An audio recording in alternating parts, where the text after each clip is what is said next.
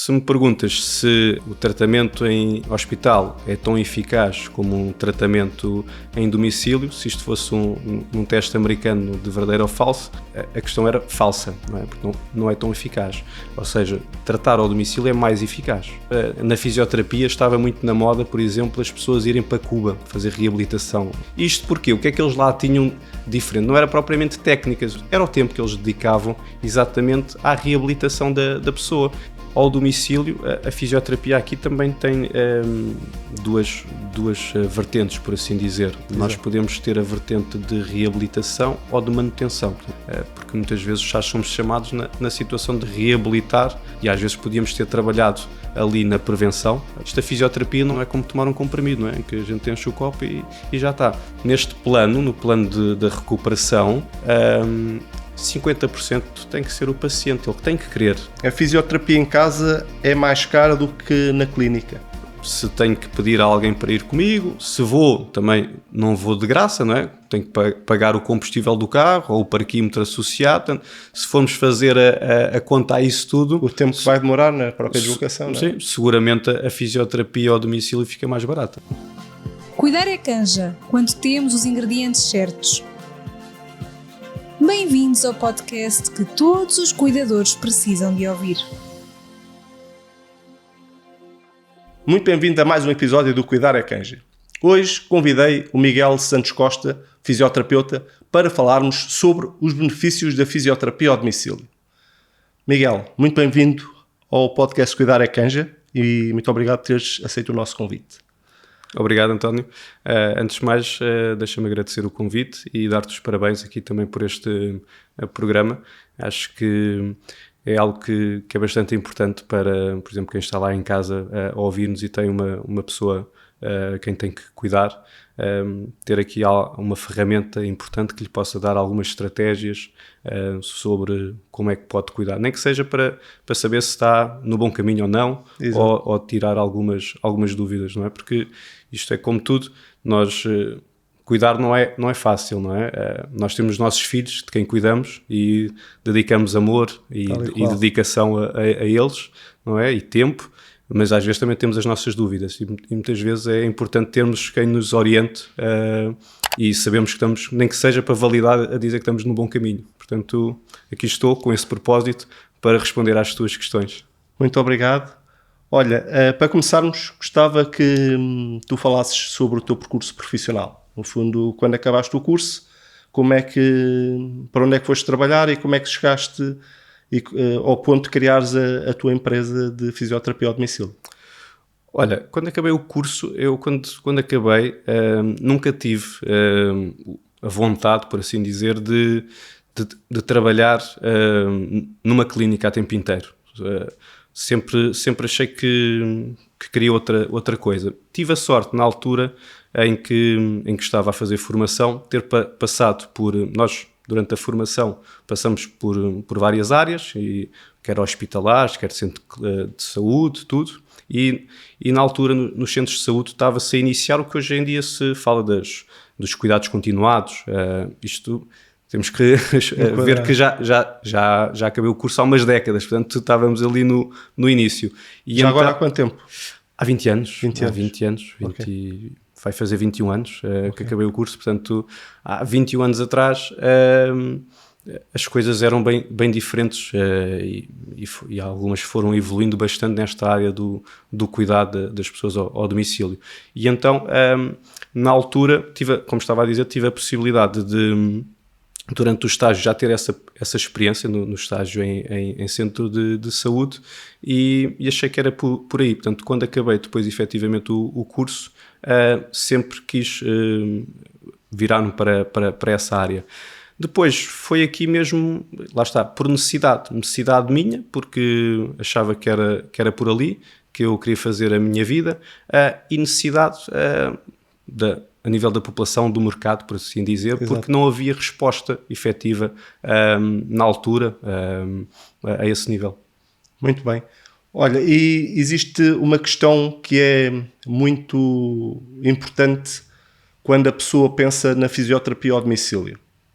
Há sempre aquela dúvida das pessoas e dos familiares em questionar se a fisioterapia ao domicílio tem os mesmos resultados, neste caso, que a fisioterapia que é feita ao nível do hospital ou ao nível das clínicas. Será que estamos a privilegiar o conforto da pessoa estar em casa em prol da eficácia? Isto, no fundo, é a grande questão Sim. que nos traz aqui hoje. E eu gostava de saber a tua opinião sobre isso. A resposta a essa pergunta tem várias camadas, ok? Portanto, Exato. não sei quanto tempo é que temos para responder a isto. É o que for. Mas, portanto, se me perguntas se o tratamento em hospital é tão eficaz como um tratamento em domicílio, se isto fosse num teste americano de verdadeiro ou falso, a questão era falsa, não é? Porque não é tão eficaz. Ou seja, tratar ao domicílio é mais eficaz. Okay? Porquê? Isto, eu vou dando sempre exemplos que muitas vezes é mais fácil. É mais fácil para se perceber o que é que quer dizer. Isto é a mesma coisa de tu teres, por exemplo, ires ao ginásio, não é? E ires fazer lá o teu treino, ou teres um PT, um personal trainer junto a ti, em que te vai motivando, em que te vai orientando, em que vai adaptando o treino à medida que tu vais evoluindo, porque o treino não tem que ser obrigatoriamente sempre igual, não é? Nem deverá ser sempre igual. Portanto, aqui tens isso, o facto de nós no domicílio conseguirmos ter um acompanhamento muito mais personalizado com o paciente. E depois vamos chegar aqui também a um fator que é muito importante, que é o tempo, não é? Ou seja, o tempo que é dedicado. Lá está, remontando também há umas décadas atrás, na fisioterapia estava muito na moda, por exemplo, as pessoas irem para Cuba fazer reabilitação, a nível de LVMs, lesões vertebromusculares. Sei que Cuba tinha ali, que sabia mais do que o restante partes do mundo.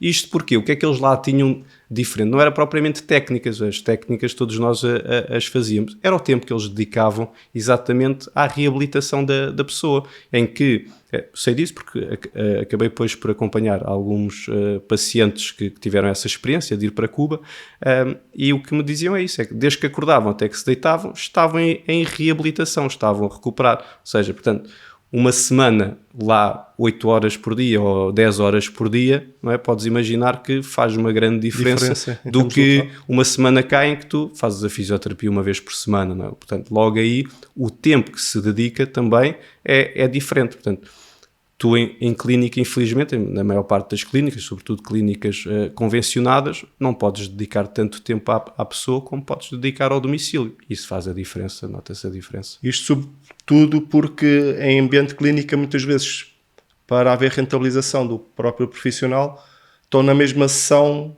3, 4, 5 pessoas ao mesmo tempo. Exato. Isso pode acontecer. E no domicílio, basicamente, consegue-se fazer 1 para 1, ou seja, um fisioterapeuta dedicado em exclusividade durante aquela hora àquele paciente. Aquele paciente, exatamente. Enquanto que, imagina, muitas vezes estou em clínica, às vezes as pessoas também me dizem mas eu estou lá 1 hora ou 1h30. Efetivamente até pode lá estar.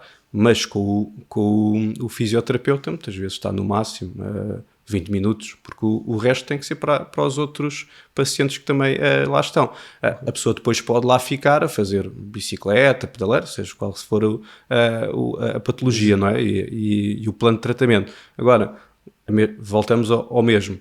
A pessoa até pode estar lá a fazer alguns exercícios, mas se tiver o fisioterapeuta ali a motivá-lo ao lado, se calhar vai fazendo os exercícios de outra maneira. O fisioterapeuta também pode ir corrigindo, é totalmente diferente do que estar ali a fazer sozinho. O fisioterapeuta já está a tratar de outra pessoa. Portanto, em casa nós damos esse acompanhamento e temos essa possibilidade. Muito bem. Em casa, que tipo de alterações é que às vezes vocês têm que fazer para tornar o ambiente mais propício à fisioterapia? Vocês têm que fazer grandes alterações ou por norma não há essa necessidade? Não há, portanto, porque o objetivo é exatamente tu trabalhares com o paciente para lhe dar autonomia e independência dentro do ambiente que ele vive. Portanto, se ele vive num terceiro andar sem elevador, tu tens que ir trabalhar e se ele tem uma limitação que ficou impossibilitado de descer as escadas, tens que trabalhar com ele exatamente para ganhar autonomia para voltar a tentar descer as escadas. Se ele tem uma cama que não é adaptada, aí muitas vezes nós podemos também trabalhar o levante e o caminhar em casa. Às vezes podemos dar sugestões transitórias, não é? Imagina, muitas vezes a pessoa vem com alguma alimentação que não consegue levantar-se da cama, então se calhar poderia alugar um equipamento de apoio, uma cama articulada, por exemplo. Exato. E eu falo aqui no alugar do que o comprar, porque lá está, porque muitas vezes pode estamos ser aqui... uma coisa temporária. Exatamente, estamos aqui a falar de uma fase transitória, não é? A pessoa teve aqui um problema de saúde e que está dependente, mas essa dependência pode ser temporária, portanto às vezes não se justifica o comprar, porque por vezes são equipamentos caros, e então há já muitos sítios onde se pode alugar este tipo de equipamento. Então faz-se o aluguer, por exemplo, da cama articulada, e isso vai facilitar, por exemplo, a pessoa levantar-se da cama, poder estar, se estiver acamado, estar mais confortável na cama, porque as camas articuladas podem levantar a cabeceira, os pés, Exato. várias coisas. E também, sobretudo, aqui é um foco que nós também temos muito quando tratamos alguém em casa, é também o cuidador, não é? Ou seja, a pessoa que está responsável, pode ser um cuidador profissional ou um cuidador informal, mas também dar estratégias para que estas tarefas possam se tornar mais fáceis de concretizar, porque senão às vezes é como eu costumo dizer, nós fazemos o ensino porque senão daqui a uma semana ou duas, para além de ir lá tratar o paciente, estou a ir lá tratar também o familiar, porque está com uma dor nas costas, ou porque, não é? Porque muitas vezes num grau maior de dependência, às vezes é preciso fazer alguns esforços. Se tivermos o equipamento que nos facilita exatamente esses esforços, ou que evita que nós façamos esses esforços, torna-se muito mais fácil. Portanto, nós trabalhamos sempre com as barreiras arquitetónicas que a pessoa tem em casa. Se tem um corredor muito longo ou estreito, é sim, a não ser que a pessoa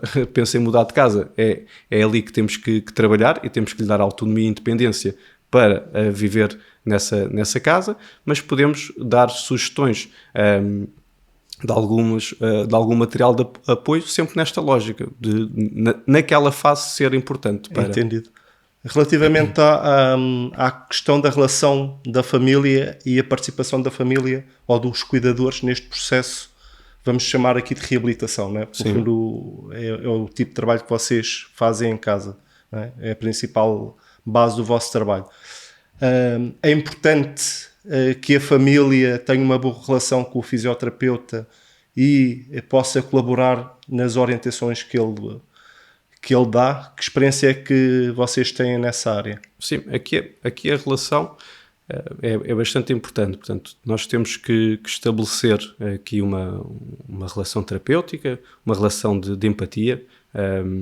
Eu trabalho numa empresa com diversos fisioterapeutas e, por vezes, temos a necessidade de ter que alterar, às vezes, um fisioterapeuta que está a acompanhar um determinado paciente, exatamente porque não tem nada a ver com as questões profissionais ou competência técnica da pessoa, é porque, às vezes, não se estabeleceu ali uma relação terapêutica ou não houve ali uma empatia. E por vezes, o colega que é mudado até é bastante bom noutros casos, mas naquele não é. Portanto, nós não podemos, como se costuma dizer, agradar a toda a gente. Exatamente, ou gregos e troianos, como havia aquele ditado. Portanto, às vezes pode haver essa necessidade. Portanto, a relação de empatia e uma relação terapêutica é fundamental para que o processo ocorra e role na sua perfeição. Agora, não levem a mal também aquilo que não interpretem mal aquilo que eu vou dizer, mas nós não somos amigos do nosso paciente, okay? Nós não estabelecemos uma relação de amizade, uma relação terapêutica. Eu, por exemplo, não trato amigos, nem família. Porquê? Claro. Porque não há o distanciamento, não é? Para que eu possa fazer um bom diagnóstico ou para que eles me levem a sério em muitas coisas que eu digo, porque há uma certa proximidade. Portanto, nós não somos amigos dos nossos pacientes, mas é importantíssimo estabelecer uma relação terapêutica e de empatia e de confiança também, Sim. para que as coisas funcionem bem.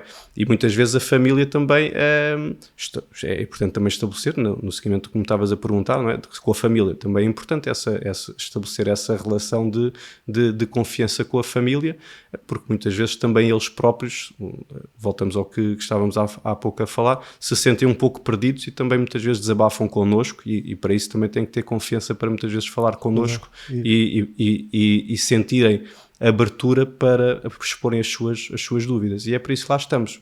Parte do nosso trabalho é também o ensino, okay? Fazer o ensino. Relativamente a esse ensino, vocês quando vão para uma determinada situação, encontram lá um cuidador, fazem as sessões de fisioterapia e muitas vezes faz sentido darem orientações ao cuidador para, por exemplo, fazer o levante de uma forma mais correta, ou existem exercícios que ele possa fazer em segurança, ou vocês acham que isso não é viável?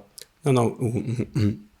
Um cuidador profissional, se tiver lá um cuidador profissional ou mesmo um cuidador informal, mesmo familiar, desde que tenha disponibilidade, é no mesmo sentido de o tempo, não é? É importantíssimo dedicar tempo à reabilitação. Portanto, a pessoa não recupera naquela hora de fisioterapia.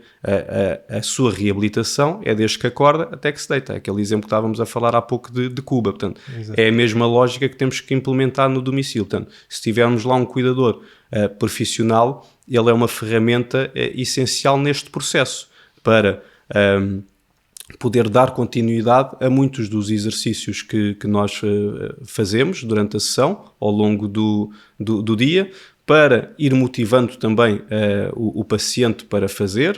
Isto é um pouco como a medicação, não é? Tem que se ir fazendo algumas vezes por dia, não basta só fazer naquela hora, convém muitas vezes fazer 2 vezes por dia, 3 vezes, quanto mais vezes melhor. E então nós damos muitas vezes essas indicações também ao cuidador para fazer e também damos estratégias a eles para lá estar, para poderem fazer para a sua segurança muitas vezes. Exatamente. Lá está, porque estamos aqui a falar de vários tipos de patologias que podemos ter, pessoas com maior dependência ou menor dependência e que às vezes é tão importante tratar o paciente, mas também dar ferramentas para que quem está a cuidar saiba cuidar e possa cuidar com mais facilidade e sem provocar lesões, não é? Imagina uma pessoa muito dependente e nós temos que fazer a transferência da cama para a cadeira de rodas, é preciso saber fazer e a pessoa pode colaborar mais ou menos e muitas vezes há estratégias que se podem dar para facilitar este processo, porque muitas vezes a pessoa, às vezes também me dizem, os familiares, olha, se calhar aqui devia vir uma pessoa com mais força, ou assim. Muitas vezes não é força, é técnica. É uma questão técnica. Exatamente. Olha, e quais são as patologias que tu encontras mais frequentemente nos pacientes ao domicílio?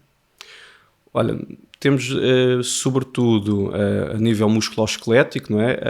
Por exemplo, fraturas do colo do fémur, temos muito esse tipo de patologia, que lá está, ao domicílio, a fisioterapia aqui também tem duas vertentes, por assim dizer. Exato. Nós podemos ter a vertente de reabilitação ou de manutenção. Portanto, quando estamos a falar de uma reabilitação de uma fratura de colo do fémur, não é? A pessoa pode ter posto uma prótese ou algo mais simples e vai ter ali uma necessidade de reabilitar.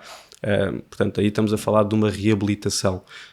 Noutro tipo de patologias, sobretudo numa população mais idosa, que cada vez há mais demências, a parte das demências também, e aí se calhar podemos já estar a falar também mais de uma fisioterapia de manutenção, ou seja, o que nós procuramos e os nossos objetivos não é tanto recuperar, porque muitas vezes já não é possível recuperar determinadas coisas que se foram perdendo devido à patologia, mas evitar a perda mais acentuada e mais rápida, e aí trabalhamos não só a componente motora, mas também a parte mais cognitiva, não é? Porque a fisioterapia trabalha em diferentes áreas, não é só a parte musculoesquelética, pode ser a parte cardiorrespiratória, por exemplo, no inverno também temos muitos casos de pessoas com doenças respiratórias que descompensam, Portanto, sobretudo na área musculoesquelética, fraturas, na parte respiratória,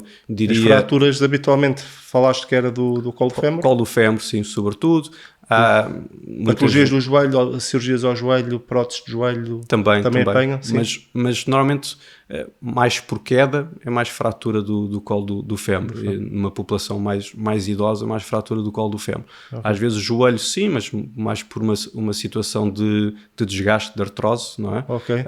Mas normalmente quando somos chamados, por vezes é por situações em que a pessoa caiu, e às vezes, lá está, nem é a primeira queda. Muitas vezes e isso tem que ser um sinal de alerta, porque muitas vezes já somos chamados na situação de reabilitar um pós-operatório, e às vezes podíamos ter trabalhado ali na prevenção, porque lá está, a prevenção de queda, para evitar isto, porque se conseguimos trabalhar a parte do equilíbrio e da coordenação, muitas vezes conseguimos evitar que as pessoas que estão sempre a cair deixem de cair ou reduzam o risco de queda, sobretudo aqui na redução do risco de queda. Depois, a nível respiratório, temos então aqui as insuficiências respiratórias, as DPOCs, doenças pulmonares obstrutivas crónicas.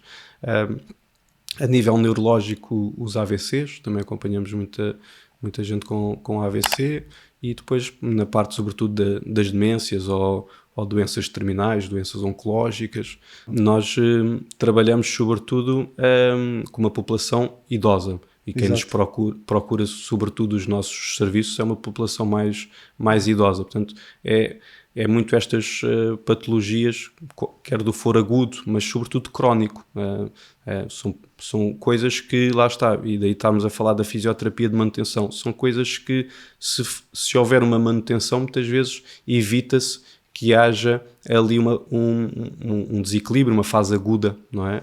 Se nós formos mantendo, muitas vezes também vamos alertando a família ou vamos nos apercebendo que, olha, atenção que esta pessoa está a descompensar, e quanto mais depressa atacarmos o problema, por assim dizer, mais facilmente ele recupera e estabiliza, porque são doenças crónicas. Exatamente.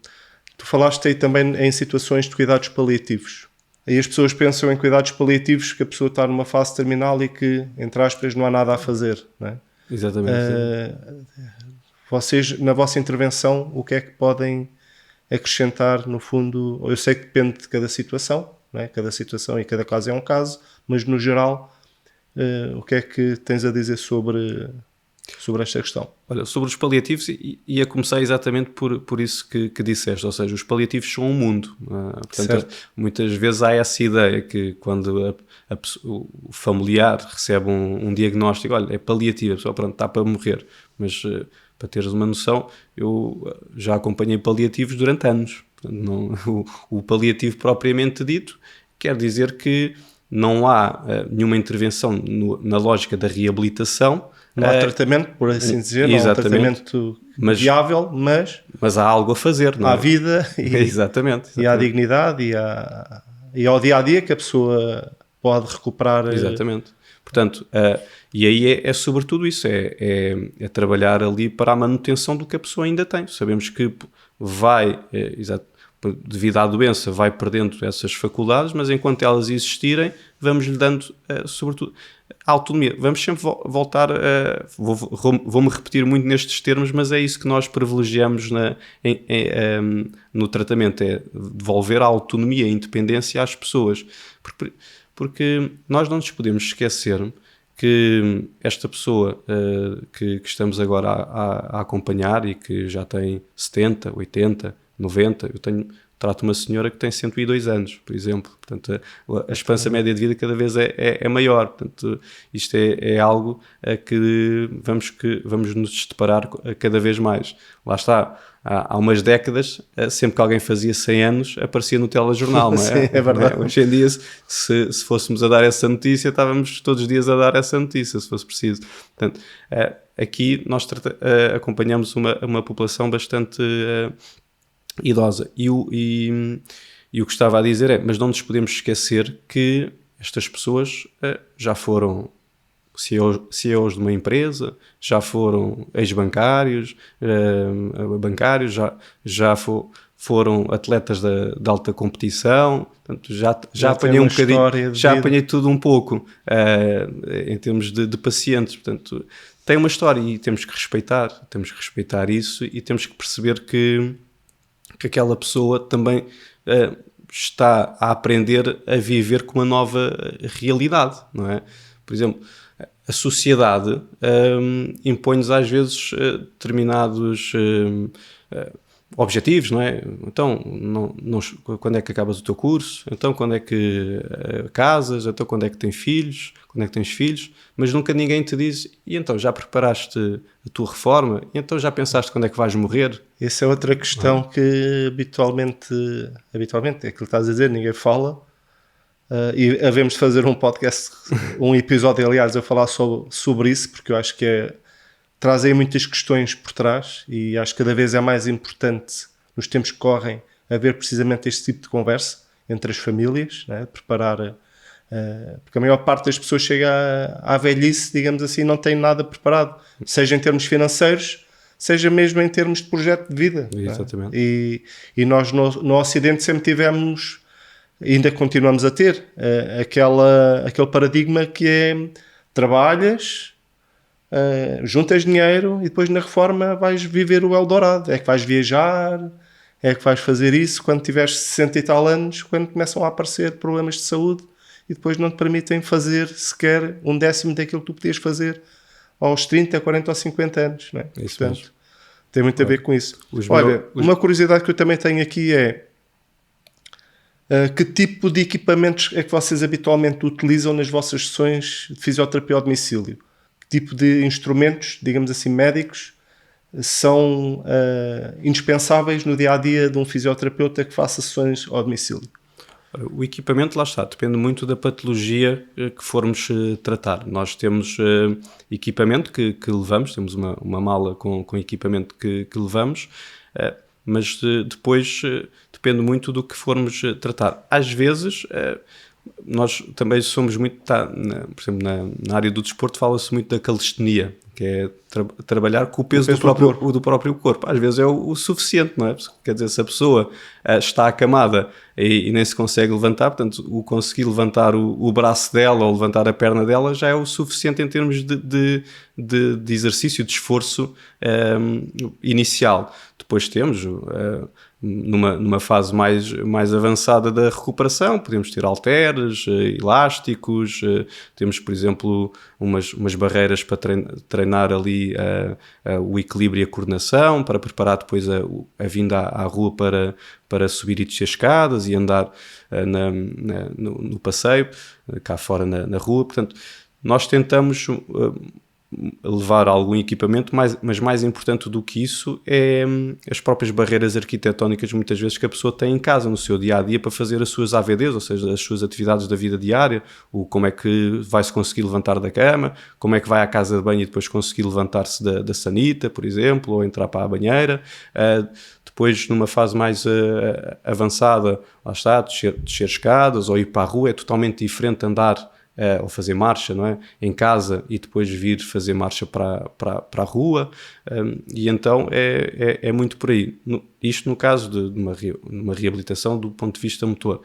Muitas vezes numa reabilitação mais cognitiva, lá está, no caso das demências e tudo mais, temos também alguns equipamentos que levamos, mais da parte para a estimulação cognitiva, que trabalhamos com os pacientes.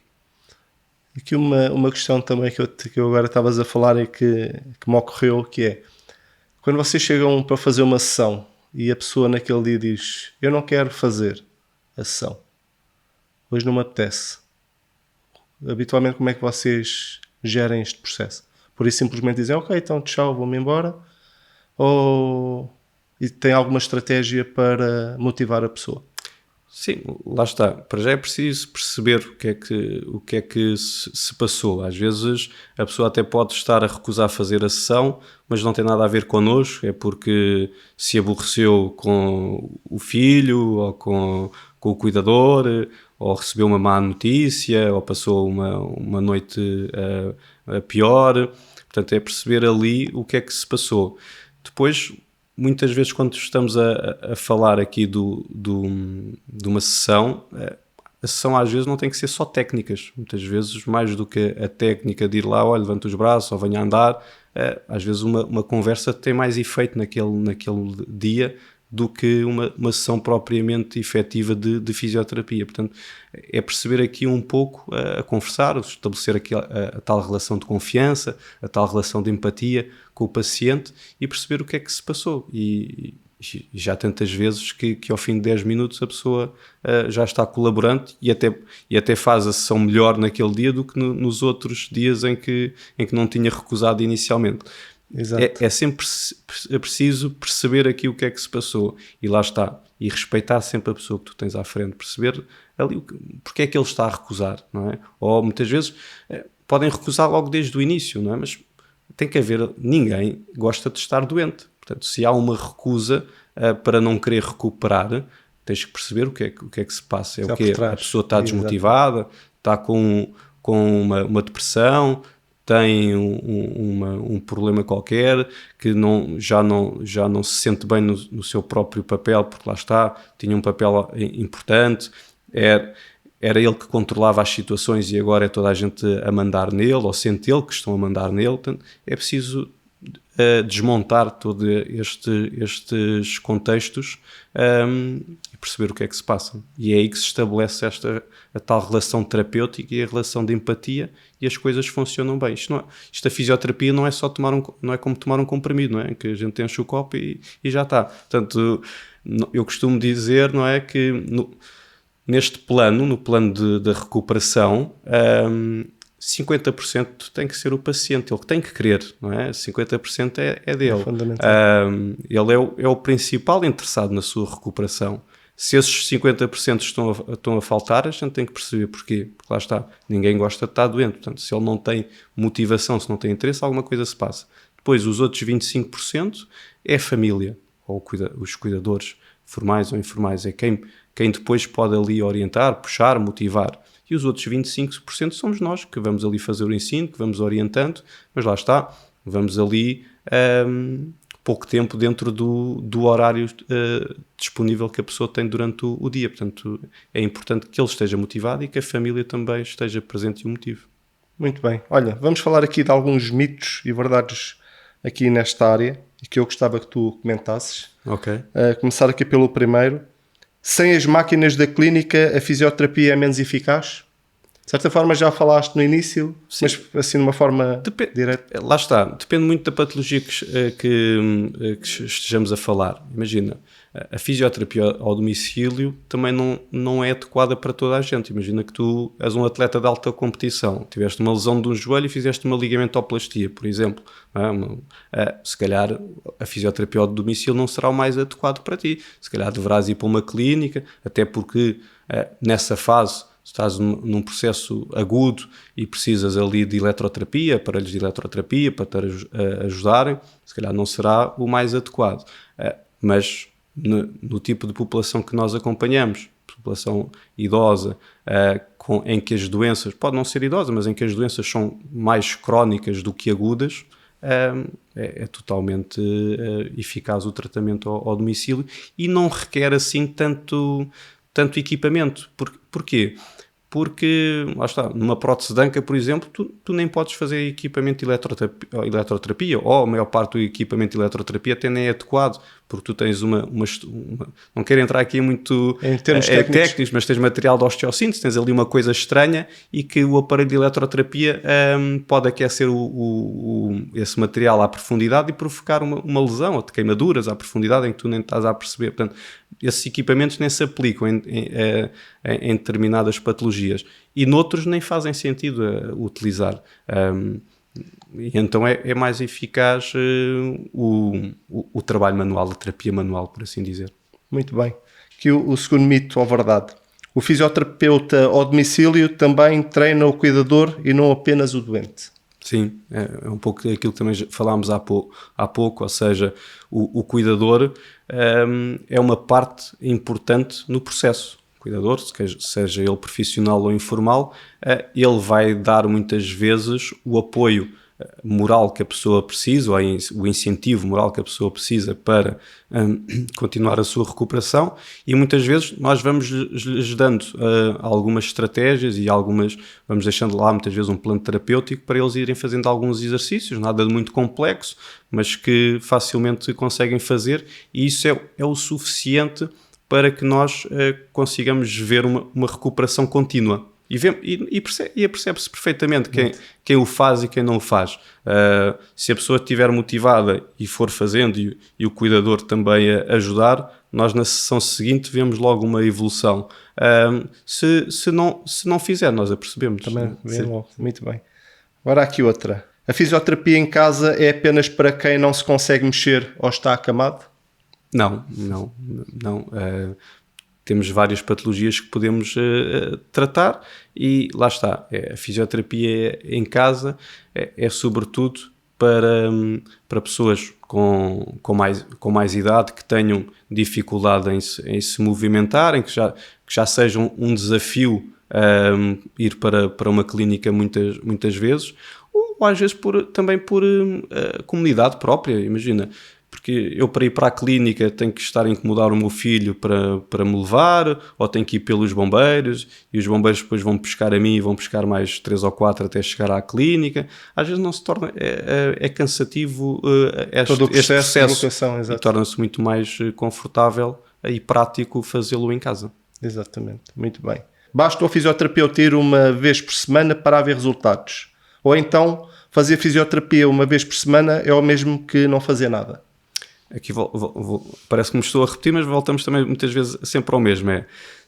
Não há verdades absolutas, não é? Portanto, depende sempre do problema que temos à frente. Isto é como nos medicamentos. Tu podes ter um medicamento que necessitas tomar de 8 em 8 horas, podes ter outro que é de 12 em 12, ou uma vez por dia. Portanto, aqui é a mesma coisa. Uma vez por semana, não era? Desculpa, a pergunta. Sim, uma vez por semana. Uma vez por semana pode ser adequado para a pessoa que temos à frente, e para outra pessoa não fazer qualquer sentido. Mas isso, nós também na primeira vez que vamos à casa do paciente, fazemos essa avaliação e falamos qual é o nosso plano terapêutico, e lá está. E uma das coisas que o plano terapêutico contempla é a frequência. Qual é a frequência que nós achamos que é adequada. E depois temos aqui o problema, que é... Nós, a nível do serviço que prestamos, é um serviço particular, portanto tem um custo associado, e às vezes temos essas questões por parte da família. Olha, mas financeiramente para nós acaba por ser difícil a frequência que está a propor. Uma vez por semana é suficiente? E nós dizemos, olha, não, isso aí então é estar a gastar dinheiro. Sim, exato, não vai trazer grandes resultados. Ou então, sim, olha, no caso do seu pai, da sua mãe, ou do seu irmão, porque outra coisa é, a pessoa que quem nós tratamos não precisa ser sempre o pai e a mãe. Às vezes há o irmão, pode haver um tio, apanhamos de tudo também. Quem está dependente naquela fase nem sempre é o pai ou a mãe. Mas aí é sempre a avaliação é que nos dirá qual é que é a frequência. Portanto, aí nem é mito nem é verdade, depende da situação. Agora aqui o último. A fisioterapia em casa é mais cara do que na clínica? Aí eu diria que é mito. É um mito, porque lá está, aquilo há pouco estava a dizer.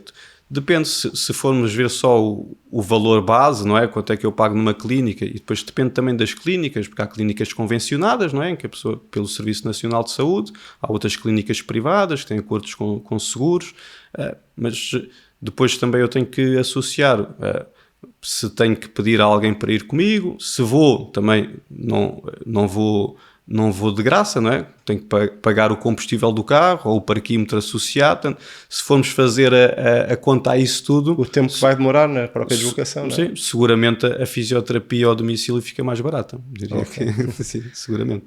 Muito bem.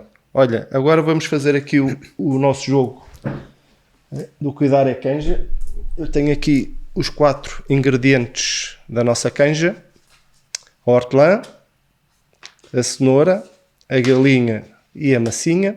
Ok. Eu vou baralhá-los. Tu vais escolher uma carta e depois eu vou-te fazer a pergunta que está agregada a essa carta. Ok, então pode ser esta aqui. Posso ver o quê? Sim, Hortelã. Hortelã. Ok. Aqui é a hortelã. A hortelã dá aquele aroma que muda tudo. Na fisioterapia em casa, o ambiente é mais íntimo. Qual é o teu toque de hortelã para entrar na casa de uma família desconhecida e conseguir logo no primeiro dia que o paciente confie em ti para dar aquele primeiro passo difícil? Olha, é respeitar a individualidade da pessoa, é perceber quem é que temos à frente, perceber porque se aquela situação é momentânea e transitória, se é uma coisa uma doença neurodegenerativa, mas nunca esquecendo, lá está, quem temos à frente, respeitar a sua individualidade, respeitar o seu espaço. Nós nunca nos podemos esquecer que estamos a ir à casa da pessoa, que somos um convidado, não é? E nós, como convidados, temos que respeitar a pessoa que está lá. E, portanto, imagina, muitas vezes vamos a casas em que a pessoa, o chão é todo alcatifado, não é? Então eu tenho aqueles protetores de sapatos em que ponho o protetor de sapatos para não estar a sujar a casa da pessoa, não é? Portanto, é isso, é respeitar a pessoa e depois... à medida que vamos conversando, e já viste que eu gosto de conversar, portanto, à medida que vamos conversando as coisas vão rolando. Olha, por falar nisso, qual, no teu entender, é o perfil ideal de um fisioterapeuta que faça fisioterapia ao domicílio? Que características é que deve ter? Olha, deve, lá está, estar preocupado com o paciente, com perceber como é que nós podemos ser uma mais-valia para aquela pessoa. E às vezes a mais-valia nem é a técnica, não é? Nós não temos que ser muitas vezes excelentes executores naquela técnica. Sobretudo o mais importante é fazer um bom diagnóstico, e às vezes o diagnóstico é isso, é perceber que aquela pessoa, antes de nós iniciarmos se calhar o plano terapêutico com muitas técnicas, precisa ali de perder ali um tempo a estabelecer uma relação de confiança, a desbloquear ali algumas questões psicológicas que possa ter, que os estejam a impedir de recuperar. Portanto, os colegas têm que ter esse perfil, perceber, e nem todos têm. É isso que eu também queria chegar, ou seja, se não for uma pessoa que se calhar goste tanto do contacto, eu diria relacionamento físico, e ser uma pessoa naturalmente simpática, porque na minha ótica acho que isso é uma das características importantes, é a simpatia, a empatia, é a disponibilidade que temos para ajudar, é o ouvir, o saber ouvir também. No fundo, é o que dizias, vamos entrar numa casa que não é a nossa, e saber respeitar o ambiente e muitas vezes até as tradições ou a cultura da própria pessoa, não é? Porque isso também é fundamental. E que, lá está, nem todos os profissionais, como em outras áreas, têm o perfil, diríamos, não queremos ser idealista, mas o perfil adequado à fisioterapia ao domicílio. Sim, sim. Isso nota-se muitas vezes. Por exemplo, temos colegas que vêm trabalhar para a empresa e que vêm da clínica, têm a experiência de clínica, e nota-se uma certa diferença, nomeadamente até a nível dos tempos. Eles estão habituados a ter aquele tempo de tratamento, e as coisas ao domicílio, lá está. Não é só o tratamento, não é só propriamente ali o estar a fazer a técnica. Há toda uma necessidade, muitas vezes, de te falar um pouco também com o cuidador, com a família, perceber ali como é que as coisas estão. Uma coisa também diferente, que é tu tens que ir adaptando o teu plano de tratamento às necessidades, não é? Tu numa clínica estás muito habituado a trabalhar por pacotes de sessões, agora fazes 15 sessões e o tratamento é sempre igual. Não pode ser, não é? Porque num dia que tu chegas à casa da pessoa e tu até vais lá tratar o joelho, mas se ela está-lhe a doer o ombro, então não lhe vou tratar o ombro só porque o problema que eu tenho diagnosticado é o joelho. Não faz sentido. Portanto, nós vamos lá e tratamos o que está a incomodar a pessoa naquele dia, ou falamos com a pessoa sobre o que o está a incomodar naquele dia. Tem que haver isso. Portanto, aqui eu diria que a principal ferramenta que os colegas têm que ter para trabalhar ao domicílio é esta sensibilidade, é perceber estas nuances, mais do que serem excelentes profissionais. E eu tenho colegas que são excelentes profissionais, mas que depois não encaixam com determinados pacientes. E aí, eu como coordenador da empresa, esse é o meu papel, não é? Muitas vezes fazer este match entre o fisioterapeuta e o paciente. Sim, e há colegas que eu já sei que nem vale a pena enviar porque não vai funcionar, tendo em conta as características do colega, tendo em conta as características do paciente, nem vai funcionar. Portanto, tem que haver aqui esse match. Muito bem. Olha, para terminarmos, é uma pergunta que eu costumo fazer a todos os nossos convidados. Para ti, cuidar é canja? Para mim, cuidar é canja, mas lá está, quando se faz uma canja, não é? Pode não sair bem à primeira, não é? É preciso ter experiência e à medida que vamos cuidando, vamos aprimorando e vamos melhorando. Portanto, eu volto ao que falámos ao início. Este podcast é bastante importante para quem nos possa estar a ouvir lá em casa e se sinta um pouco perdido, porque realmente cuidar pode não ser canja ao início, mas à medida que vamos percebendo, vamos nos munindo também de quem nos possa ajudar e nos orientar, torna-se uma canja. Muito bem, olha, muito obrigado pela tua participação. Para si que teve-nos a acompanhar durante este período, espero que tenha gostado deste episódio.